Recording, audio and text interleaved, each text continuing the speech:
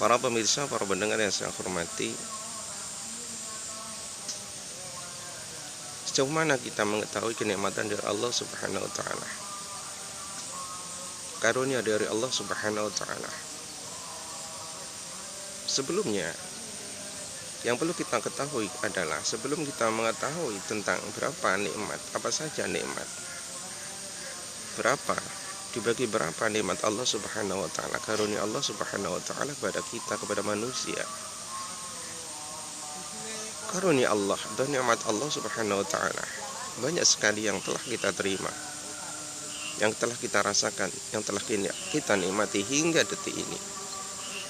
Karunia Allah Subhanahu wa taala bisa berubah kebahagiaan hidup, kesejahteraan hidup, kesuksesan kita berkarya, kesuksesan keberhasilan kita bekerja, kita berusaha. Segala doa-doa harapan kita terpenuhi, segala kebutuhan kita tercukupi. Dikarunia ilmu pengetahuan sehingga kita menjadi orang yang ahli ilmu, diberi oleh Allah Subhanahu wa taala ilmu dengan cara belajar sehingga kita menjadi orang yang mudah di dalam mencari pekerjaan misalnya. Mudah kita membuka lapangan usaha karena kita sudah mempunyai ilmu karunia dari Allah Subhanahu wa taala berupa pengalaman, ilmu pengetahuan dan lain sebagainya. Maka itulah hendaknya kita ketahui bahwa itu semua adalah karunia nikmat Allah Subhanahu wa taala yang hendaknya wajib kita syukuri semuanya itu. Karena syukur adalah merupakan kewajiban untuk kita sebagai hamba, sebagai manusia yang telah, dan itu pasti akan dipenuhi oleh Allah Subhanahu wa taala, akan dicukupi oleh Allah Subhanahu wa taala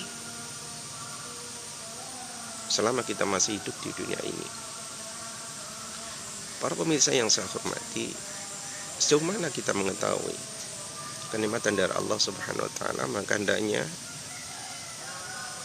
kita harus tahu bahwa kenikmatan dari Allah Subhanahu wa taala dibagi menjadi dua. Kenikmatan yang bersifat azali atau bersifat fitri. Kemudian yang kedua adalah kenikmatan yang akan dirasakan pada masa-masa yang akan datang, dan itu tidak melekat di dalam diri kita. Adapun kenikmatan azali adalah kenikmatan yang adanya sejak kita lahir, dan itu melekat di dalam diri kita. Allah melengkapi kita, kejadian kita, dengan memberi kenikmatan berupa telinga dengan baik untuk mendengarkan sesuatu, mendengarkan suara. Diberi karunia mata untuk bisa melihat, diberi karunia hati, akal pikiran untuk berpikir, diberi kenikmatan seluruh organ tubuh kita yang semuanya itu bisa berfungsi dengan baik, sehingga kita menjadi manusia yang normal, sehingga kita menjadi manusia yang sempurna. Ini adalah kenikmatan Allah yang bersifat azali, dan itu melekat di dalam diri kita. Mata bisa melihat, telinga bisa mendengar, lisan bisa berucap, hati bisa berpikir, akal bisa berpikir. Seluruh organ tubuh kita yang lain itu semua berfungsi dengan baik. Ini adalah nikmat yang bersifat azali atau nikmat yang bersifat fitri, dan itu hendaknya kita mensyukurinya. Wajib bersyukur. Tanpa dengan itu semua, mungkin kita tidak mempunyai kesempurnaan di dalam kehidupan kita. Ketika Allah tidak memberikan mata yang berfungsi dengan baik, maka kita tidak menjadi manusia yang sempurna di dunia ini. Seandainya Allah memberikan telinga, tapi telinga tidak bisa dipergunakan dengan baik untuk mendengar, maka kita menjadi manusia yang tidak sempurna hidup di dunia ini.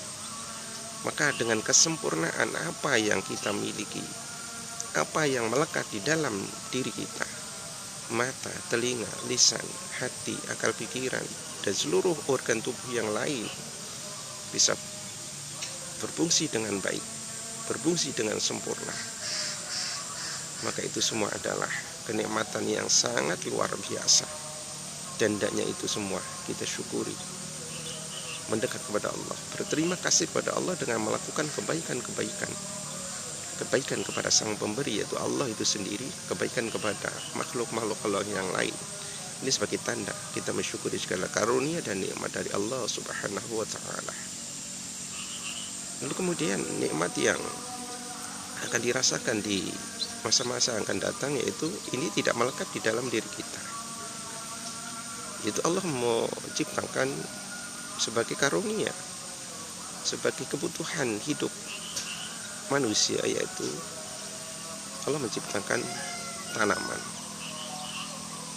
menciptakan buah-buahan, padi, jagung, kurma, dan tanaman-tanaman yang lainnya. Allah menciptakan hewan, kerbau, macam-macam hewan ternak, dan lain sebagainya. Kemudian Allah menciptakan bumi dan yang terkandung di dalamnya. Itu semua untuk manusia. Itu semua untuk kesejahteraan hidup manusia. Demi untuk memenuhi kebutuhan manusia. Mulai dari tanaman, kebutuhan makan, Allah menciptakan padi. Kebutuhan buah, Allah menciptakan buah-buahan.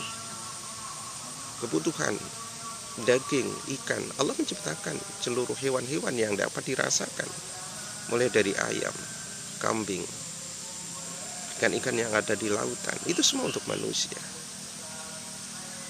Kemudian apa yang ada di dalam bumi ini, mulai pasir, batu, dan lain sebagainya, kapur, dan lain sebagainya, itu semua untuk manusia, untuk mencukupi kebutuhan manusia selama hidup di dunia ini. Maka ini perlu kita ketahui bahwa itu adalah semua karunia Allah, nikmat Allah, nikmat yang akan kita rasakan di kemudian hari, dan itu tidak melekat di dalam diri kita. Maka ini juga harus kita syukuri. Maka para pemirsa yang saya hormati, dengan karunia yang telah diberikan kepada Allah oleh Allah Subhanahu wa ta'ala kepada kita, atau kita telah menikmati, merasakan semua karunia dari Allah Subhanahu wa ta'ala, apabila semua itu tidak kita syukuri, maka apa yang telah diberikan oleh Allah Subhanahu wa ta'ala itu bukan menjadi kenikmatan, bukan merupakan kebahagiaan, tapi itu justru akan menjadi laknat untuk kita, laknat bagi kita. Maka intinya adalah apa yang telah diberikan oleh Allah Subhanahu wa ta'ala dan apa yang telah kita nikmati, kita rasakan sekarang ini sebagai karunia dari Allah Subhanahu wa ta'ala, maka kita hendaknya mendekat kepada Allah, kepada sang pemberi. Jangan menjauh, jangan melupakan kepada sang pemberi, hanya melihat pemberiannya saja, tapi berpaling kepada sang pemberi. Maka apa yang telah diberikan oleh Allah bisa menjadi laknat buat kita, bisa menjadi kutukan buat kita, dan itu semua akan dipertanggungjawabkan oleh Allah Subhanahu wa ta'ala besok di akhirat. Dari mana kita makan, dari mana kita terpenuhi kebutuhan kita, itu semua dari Allah Subhanahu wa ta'ala. Kenapa kita tidak bersyukur kepadanya? Kenapa kita malah menjauh kepada Allah Subhanahu wa ta'ala? Maka kenikmatan itu menjadi laknat, menjadi malapetaka bagi kita sendiri besok di yaumil qiyamah, di akhirat nanti di sisi Allah Subhanahu wa ta'ala. Maka para pemirsa, para penonton, saudara-saudariku yang berbahagia, maka dengan mengetahui kenikmatan, setelah mengetahui kenikmatan yang ada, kenikmatan yang telah kita rasakan, mengetahui kenikmatan dari Allah Subhanahu wa ta'ala, maka kita dengan mudah untuk mensyukuri nikmat-nikmat semua itu. Jadi kenikmatan ini, atau kita tidak bisa bersyukur, tidak bisa bersyukur kepada Allah Subhanahu wa ta'ala sebelum melihat kenikmatan dari Allah Subhanahu wa ta'ala. Para pemirsa yang saya hormati, Apabila manusia sudah banyak menerima nikmat, menerima karunia dari Allah Subhanahu wa taala, kemudian tidak mau mensyukuri semua pemberian itu, maka manusia itu adalah manusia yang bisa dibilang dungu. Betapa dungunya manusia, betapa bodohnya manusia yang hanya melihat karunia tapi tidak melihat siapa yang memberi karunia itu. Betapa bodohnya kita, betapa celakanya kita apabila hanya menikmati karunia Allah, hanya menikmati, merasakan karunia Allah yang banyak ini. Mulai dari karunia, nikmat yang bersifat azali, mata, telinga kita, lisan kita, hati kita, anggota badan kita, yang semuanya itu baik, berfungsi dengan baik. Kemudian Allah telah melengkapi untuk kebutuhan manusia, hewan untuk kita, tumbuh-tumbuhan untuk kita, bumi seisinya ini, apa yang ada di dalam bumi ini untuk kita. Dan Allah menciptakan lain-lainnya, yang semuanya itu untuk kebutuhan manusia untuk kita. Kenapa kita tidak mau mensyukuri cuma itu? Maka kita adalah termasuk manusia yang dungu, manusia yang bodoh, manusia yang tidak punya rasa berterima kasih kepada Sang Pemberi. Misalkan satu contoh. Ada orang berbuat baik kepada kita, selalu memberi. Ketika kita memohon, meminta, mendekat kepadanya, dia selalu memenuhi kebutuhan hajat kita, permintaan kita. Dan itu tidak ada henti-hentinya, selalu memenuhi kita. Kita minta, langsung memberi. Kita memohon, langsung ditanggapi. Akan tetapi di balik itu semua, setelah itu semua, kita tidak berbuat baik kepada dia, kepada yang memberi kita tersebut. Tidak menghargai dia, tidak ada rasa terima kasih kepada dia. Apa yang kita, kira-kira apa yang terjadi? Kemungkinan orang yang selalu memberi kepada kita, memenuhi keinginan kita, itu akan pasti menjadi marah, tersinggung. Juga demikian Allah Subhanahu wa taala, apabila apa yang telah diberikan oleh Allah Subhanahu wa taala kepada kita sudah banyak yang kita rasakan, akan tapi kita tidak mau mendekat, mengabaikan Allah, menjauh dari Allah, tidak berterima kasih kepada Allah, tidak berbuat baik untuk Allah, kepada semua hamba Allah, makhluk Allah, juga Allah akan marah kepada kita. Juga Allah akan melaknat kita atas karunia yang telah diberikan semuanya kepada kita, akan tapi kita menjauh dari Allah, Allah akan melaknat kita.